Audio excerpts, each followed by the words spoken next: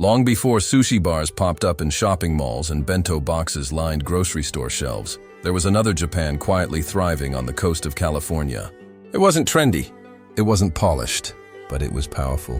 It was built by Japanese fishermen in the 1930s, men who rose before the sun, packed tin lunchboxes with rice balls and miso, and stepped into a sea that didn't always welcome them back. These weren't sophisticated meals.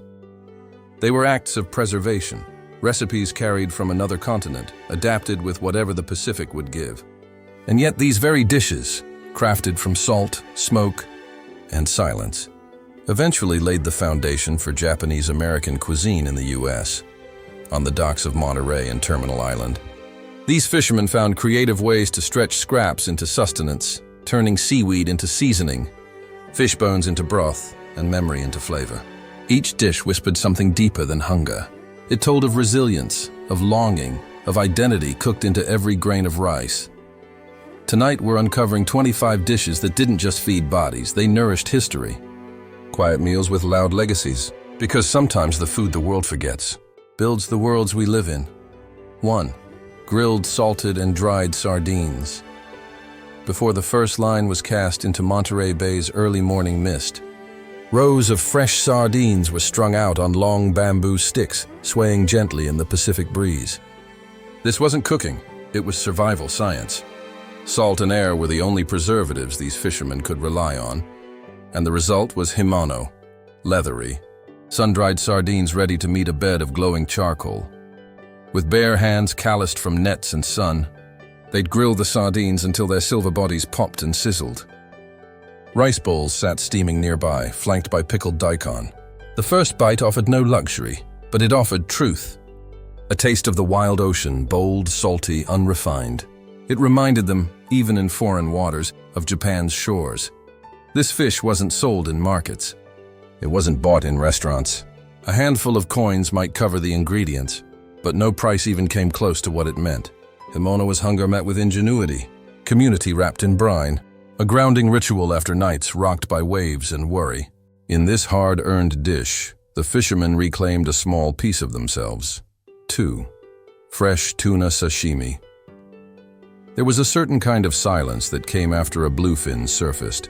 Sleek, flexing like muscle pulled from the sea. Back then, it wasn't packed with dry ice and shipped across continents. It stayed close, revered, reverent. When Japanese fishermen hauled in tuna, they honored it with a blade and a prayer, right there on the deck. As spray kissed their faces and boots stuck to drying salt, they cut through ruby flesh and passed the first slice by hand. No plates, no ceremony.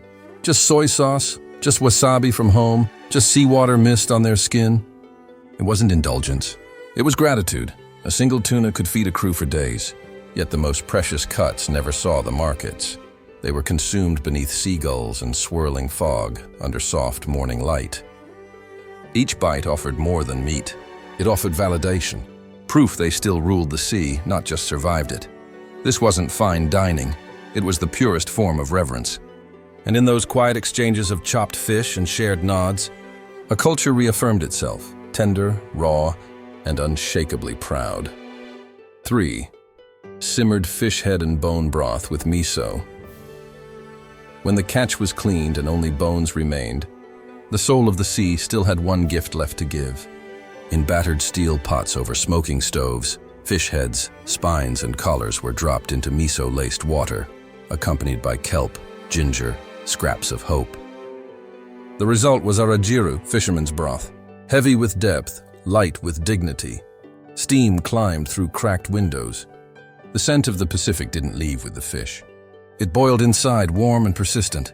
The oil from marrow and skin turned broth into richness. The miso grounded it in earth. This was not waste, it was worship. Every fin, every eye, used with intention. They'd sip slowly. Rice nearby, maybe a sliver of pickle. The bowl soothed wind-chapped lips and frost-bitten determination. It reminded them that even leftovers had lineage. Even bones had meaning. For those men, arajiru wasn't a recipe. It was ethos in liquid form. One that carried the message. Nothing would be lost. Not the catch. Not the culture. Not their place in a world that made forgetting too easy. 4. Kamaboko. In the clang and clatter of California's canneries, after the best cuts were trimmed and sold, the offcuts remained, white fish too small or too strange for the market. But in the hands of Japanese women, wives and mothers fueled by memory and need, those scraps transformed. They minced, ground, seasoned, and shaped them into smooth ovals, kamaboko. Steamed until firm, gently pinked on the outside, they were sliced into delicate moons that softened any bowl of rice or noodle soup. A meal born from labor, but wrapped in grace. There was a quiet kind of brilliance here, turning what others discarded into tokens of love. Children recognized their favorite bite before even opening the lid of their bento.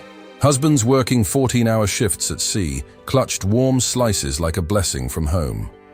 Kamaboko remains a staple at New Year's feasts in Japan today. But in the 1930s, it wasn't ceremony. It was survival reimagined as comfort. It didn't just feed bodies. It honored the ingenuity that allowed a tradition to persist on strange and shifting shores. 5. Grilled whole mackerel with ginger. When the mackerel boats returned heavy with oily blue catch, the coastline would inhale salt, sun, and roasting fish. Saba shioyaki, salt-grilled mackerel with ginger, was not a fancy dinner. It was fury, met with fire. Each fish was cleaned, rubbed generously with coarse salt, then seared over open flame until the fat spat and skin blistered. Ginger wasn't just garnish. It was balm. It soothed digestion, warmed bellies numbed by cold, and fought fatigue like an old friend. There were no frills. Just rice, maybe a slice of lemon, maybe grated daikon. The flavor hit hard, smoky, rich, unabashed. It reminded the fishermen who they were, people of the tide, shaped by grit, fed by flame. For a few cents and a lot of heat, they got their reward. Not luxury, but power. After a 12-hour day knocking around on waves, the smell of saba made every ache worth it. It wasn't king's food, but it could make even the toughest man feel whole again. 6. Clam and seaweed, miso soup. When the tide slipped out and the ocean exposed its rocky secrets, Japanese families wandered the shore, baskets in hand, eyes sharp. They weren't looking for trophies. They were foraging for dinner. Clams buried beneath wet sand, seaweed tangled in tide pools. These were the ocean's smallest offerings, but they carried immense meaning. From this quiet harvest came clam and seaweed miso soup, a bowl that didn't impress with size but with soul. The clams were rinsed and rested until they yawned open in hot water. Wakame swirled in, miso followed, and together they created a broth with the clarity of seawater and the warmth of home. There was no rush. This soup called for calm, for pause, for appreciation. It was ladled beside hot rice, savored in the hush after hard days. For fishermen and their families, it wasn't just a meal. It was a gentle reward after the waves. A reminder that if you stayed respectful, the sea always gave back. Maybe not much, but always enough. Just clams, just seaweed. Yet somehow, it became a bowl full of gratitude. Simple proof that comfort doesn't need to be loud to be powerful. Enjoying this journey through flavors and forgotten history? Don't forget to give this video a like. It really helps more people discover these stories. And if one of these dishes is surprising you or reminding you of your own roots, drop a comment down below. We'd love to hear your thoughts. Also, we're not done yet. There are still more incredible meals ahead that shaped California's coast one chopstick at a time. 7. Mixed vegetable and fish bits rice on the docks. After hours of gutting silver-scaled giants, scraps remained, bits too small to sell, too precious to waste. Back at home, those slivers became stars in a dish made of necessity and love. Gomoku gohan, mixed rice speckled with vegetables and fish. In the narrow kitchens of Japanese quarters across Monterey, women stirred pots filled with diced carrots, burdock root, mushrooms, and whatever fish the day had tossed their way. Soy sauce gave salt, mirin gave warmth, and the rice absorbed it all. Earthy sweetness, oceanic depth, the scent of survival wrapped in steam. It was more than food. It was strategy. A clever way to stretch, to save, and to savor. Kids dug into each bowl with wide eyes, searching for hidden bites of fish like buried treasure. Men swore it tasted even better the next morning, reheated in metal bento tucked beneath their jackets. In a life where nothing came easily, Gomoku Gohan stood as a quiet victory. Every grain was rich with care. Every mouthful reminded them that a humble pot and a little creativity could turn leftovers into legacy. 8. Tempura of local fish and vegetables.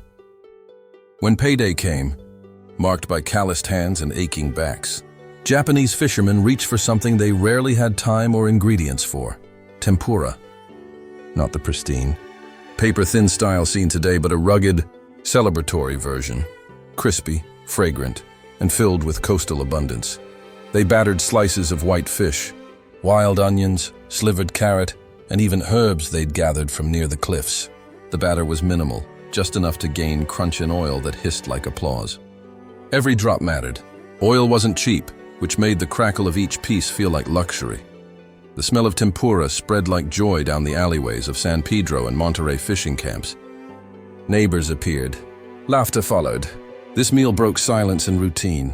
Dipped in soy sauce, maybe sprinkled with sea salt, each bite lit up tired bodies like fireworks. For men who spent their days half submerged in brine and sweat, tempura wasn't just food. It was occasion. A memory of festivals back in Japan, a taste of warmth they hadn't felt in weeks. Not everyday fare, but a golden reminder that hard work could earn rare, radiant reward. 9. Stewed octopus in soy and ginger sauce. When the nets rose heavy with thrashing limbs, other fishermen cut their losses. Japanese crews saw opportunity. They didn't throw octopus back. They turned it into mastery.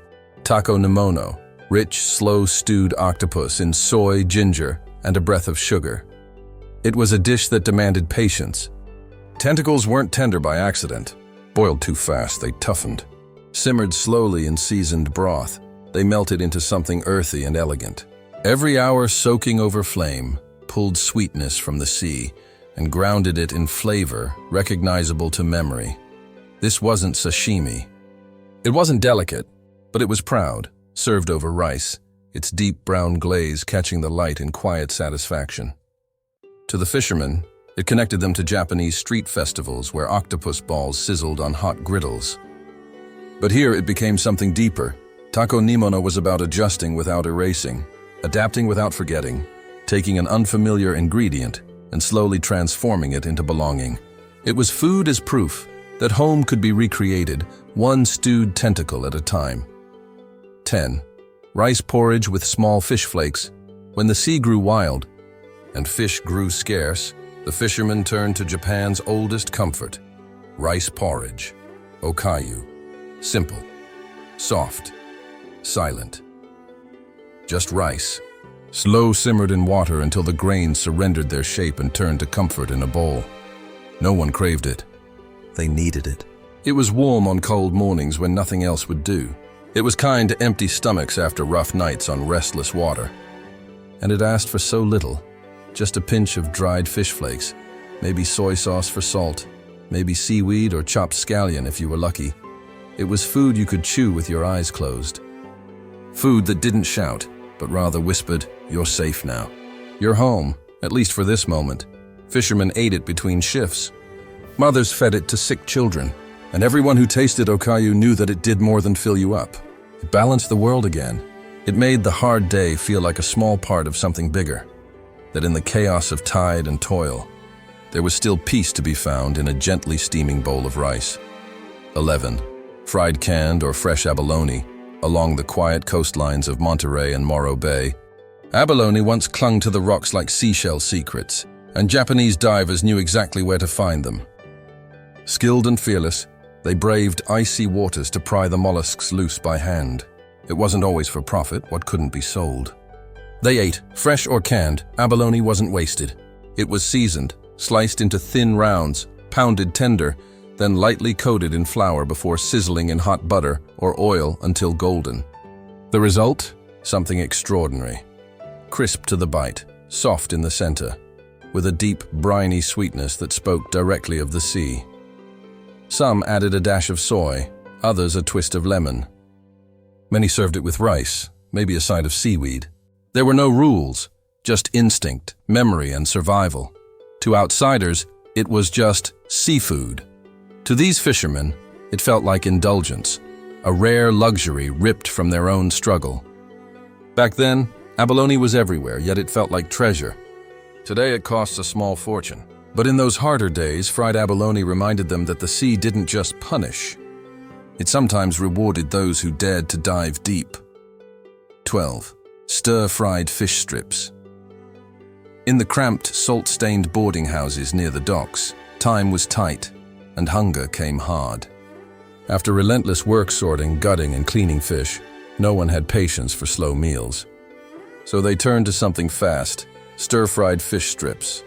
Whatever scraps remained, slim trimmings from tuna bellies or mackerel skin, were tossed in sizzling oil with garlic, soy sauce, and maybe slivers of onion or green pepper if they were lucky. It didn't look pretty, but when it hit the heat, it sang. Browned edges, smoky scent, and flavor that clung to the rice like sweat to shirts. The smell drifted down shared hallways like a dinner bell. You didn't need to ask whose pan was cooking, you knew. A handful of salted fish, a flick of flame, and suddenly the day's exhaustion softened under the weight of something warm and salty. No one shared this meal with guests, or even talked much over it. It was private. It was real.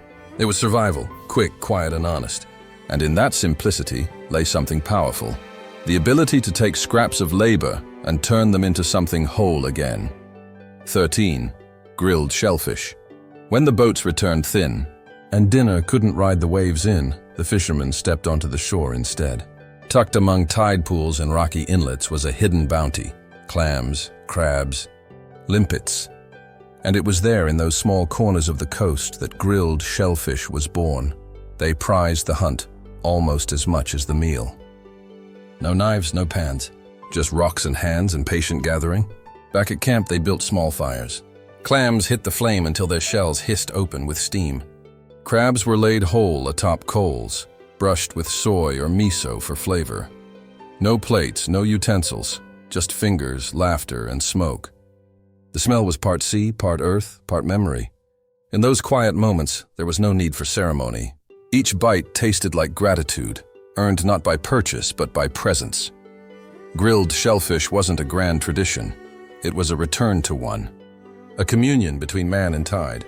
Proof that even when fish were scarce, the sea still offered something to those who walked its edges gently, humbly and with open hands. 14. Fried whole small fish. Some days, the haul glittered not with tuna or cod, but with tiny unwanted jewels, anchovies, smelt, herring, just small enough to be overlooked at the market. For the Japanese fishermen, those little fish were never waste. They were reward, cleaned and salted, dusted with a thin coat of flour. These fish were dropped whole into crackling hot oil until they turned golden and crisp. The bones softened into crunch, the skin blistered and snapped, and a squeeze of lemon or splash of soy was all it needed. Bites were quick, finger-dipped, and soul-satisfying. Served over rice paired with pickles, these tiny fish told a story of joy built on simplicity. Kids stole them off the cooling trays while mothers hushed with fake scolds. Out at sea, the scent of frying oil mingled with diesel and salt, drawing men away from the day's fatigue and toward the comfort of something familiar. It wasn't richness in cost. It was richness in flavor, in spirit, in return. Proof that the sea gave not just in big catches, but in abundance hidden in the small, often overlooked gifts that made the long day worthwhile. 15. Noodle soup in fish stock. When the sky hung heavy with fog, and the coast felt swallowed in gray, there was nothing quite like a steaming bowl of fish stock noodle soup to remind you that warmth still existed. No fancy ingredients, just dried noodles, a little miso or soy, and the bones left behind after the day's catch. Each pot began with boiling fish frames and kelp. Onions added sweetness. The broth stayed clear but carried a depth that comforted to the core. Into it went noodles, slippery, soft, forgiving, and bits of fish, maybe greens, maybe an egg, cracked if the cupboard was kind. There were no words, just slurps, sighs, and steam-fogged windows. Each bowl felt like an embrace built in broth, a pause from cold waves, wind-burned cheeks, and silence at sea. It filled the body but did more. It softened the everyday ache of distance from home. No restaurant served this. No recipe measured it. This dish lived in hearts, not books. Yet it's from these humble beginnings that the first noodle shops in California found inspiration. What was once survival has now become flavor celebrated. But it began here, in broth, in stillness, in shared breath over bowls of healing salt. 16. Fish and vegetable stew in soy broth. When the harbor slept beneath a blanket of coastal fog and the boats swayed gently in their slips, kitchens flickered with warm light. Pots steamed and stories simmered. This was the time for nizakana, a fish and vegetable stew slow-cooked in soy, ginger, and fragments of the day's labor. No glossy ingredients or precise measures. Just what was left: daikon chunks, carrot rounds, sea-touched tofu, and small fish too fragile for the market. They all went into a single pot, mingling in broth that turned darker, deeper, richer with every minute over the flame. Fish gave it soul. Vegetables gave it balance. Soy and ginger gave it body and warmth. And when it was ready, everyone circled the table, tired but present. Steam softened hard expressions. Silence gave way to comfort. In that stew lived patience, the kind that fishermen knew better than most. A patience that had nothing to prove but everything to offer. No frills, only flavor. No speech, only presence. It was the sound of spoons, slurp of broth, and the quiet joy of eating something made from almost nothing. 17. Preserved fish flakes. Cooked with rice and greens. Inside the wooden walls of Japanese fishing homes, not even the tiniest flake of fish went to waste. Every leftover bit, dried bonito, cooked cod scraps, was saved with quiet intention. When rice was scarce and times ran tight, those fragments became the soul of takikomi gohan. Nothing fancy, just salted fish flakes, bits of soy-soaked seaweed, and whatever wild greens could be gathered from gardens or cracks in sidewalks. As the rice steamed, the house filled with that unmistakable scent. Umami-laced air, sweetened by roots, brined by memory. Mothers stirred in turnip tops for color, spinach for texture. Fathers packed the cooled rice into bentos bound for long gray days at sea. Every handful of this dish was practical, but personal, a gift from yesterday cooked into today. There was no single recipe, just instinct passed through generations. Takikomi gohan was how you honored what you had instead of mourning what you didn't. In each bite was a lesson: build flavor from little, make dignity from less. Not a restaurant dish, a fisherman's inheritance, deep, modest, unforgettable. 18. Rice with fish roe. When fortune glimmered in the nets, literally, the fishermen knew they had more than just food. They had celebration. Catches filled with roe-bearing fish meant rice with roe was on the menu, and spirits surged for something rare, joy that could be tasted. The preparation was gentle. Roe sacks were cleaned in cold seawater, barely handled, then simmered slowly in soy, sake, and mirin until they turned rich, firm, and golden. The flavor was bold, salty with a note of sweetness, a delicate crunch nestled in every pop. It was spooned carefully over hot rice, glowing like amber atop white grain. Not extravagant, just unmistakably special. For fishermen who spent days fighting tide and time, this was a reward that lingered on the tongue and settled in the heart. Sometimes they saved it for New Year mornings. Other times, it arrived like an unexpected gift, reminder that struggle could still bring beauty. Each bite wasn't indulgence, it was remembrance. That the ocean, when respected, sometimes answered back with more than survival. It gave brilliance. 19. Canned seafood. Decades before canned fish became fashionable, Japanese fishermen along California's coast relied on it simply to stay alive. Weather turned harsh? Open a can. Catch came up short? Open a can. Inside that tin wasn't just food, it was a lifeline. Canned abalone, tuna, mackerel. Preserved not for luxury, but because nothing could go to waste. They'd crack open a tin right on the dock, pair it with a hot bowl of rice and some pickles, and call it dinner. Sometimes they'd fry it for extra flavor. Other times it found its way into porridge, adding depth to something otherwise thin.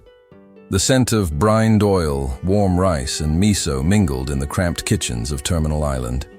It wasn't glamorous, not even close. But it was steady, dependable. It carried them through shortages, delays, and storms. To them, every can told a story of effort, endurance, and adaptation. What started as a product for export became a tool for survival. It filled bellies, yes, but more than that, it helped hold a fragile lifestyle together, one tin at a time. 20. Rice cakes or mochi with dried fish.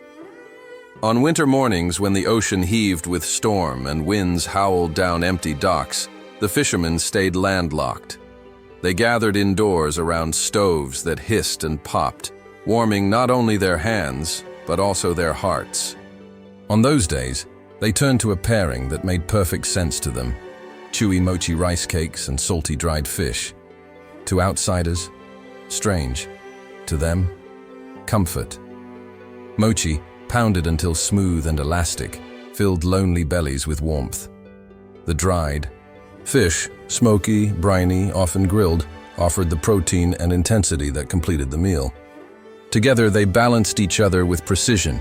Some grilled the mochi until it puffed and blistered, wrapping it in fish like parchment. Others dropped both into a hot broth or a cup of tea, letting the textures melt into each other, soft into crisp, mild into sharp. It wasn't festive food, though it felt like fortune when shared. It was built from what lasted, shelf-stable staples, carefully rationed. But in those hours of fog and waiting, surrounded by kin and kettle, it became more. It reminded them they still had what mattered, even when the sea said otherwise. 21. Rice with small grilled fish. For the Japanese fishermen scattered along the California coastline, some meals didn't need explaining. They just needed to be there, waiting. Rice with small grilled fish was that kind of meal. A quiet constant. An anchor. Every morning, before the boats left harbor, and before the sun hit the water, wives prepared bentos lined with seaweed and topped with finger-length fish, sardines, smelt, anchovies, salted, brushed with soy, charred gently over coals until the skin turned crisp and savory. Out at sea, the box would open and the rice would have soaked up all the smokiness, becoming something deeper than plain grain. Each bite was humble, but it meant everything. It was proof they weren't adrift, even in the vast silence. This wasn't a dish crafted for applause. It was made from habit. But in that daily rhythm, between net casts and fog lifts, their hands found something dependable. A taste of home stowed neatly beside a job that never promised safety. A simple bite, with place and peace baked into every grain. These 25 meals weren't born from wealth or trend. They were forged in hardship, hope, and a quiet kind of brilliance. Along fog-stung shores in 1930s California, Japanese fishermen and their families cooked meals that stitched tradition into survival. Each rice ball, each miso-soaked bowl, each clever use of scraps. They weren't improvisations, not really. They were stories, told in broth and flame, in chopsticks and tin bento boxes. An edible language passed from generation to generation. These were people who faced bitter weather, dizzying isolation, and the sting of racism. And yet they made warmth. They made nourishment. With bent backs and sore hands, they fed dreams too big for one coast to contain. What we now celebrate as Japanese-American cuisine, its balance, its reverence, its soul, was born in those makeshift kitchens. Long before anyone called it a trend, they called it home. Because flavor didn't come from the perfect ingredient, it came from perseverance. And when you trace it back to Monterey and Terminal Island, you realize what we call tradition today was once a fight for dignity, cooked over open flame. What they made wasn't just food, it was history, served hot and never forgotten.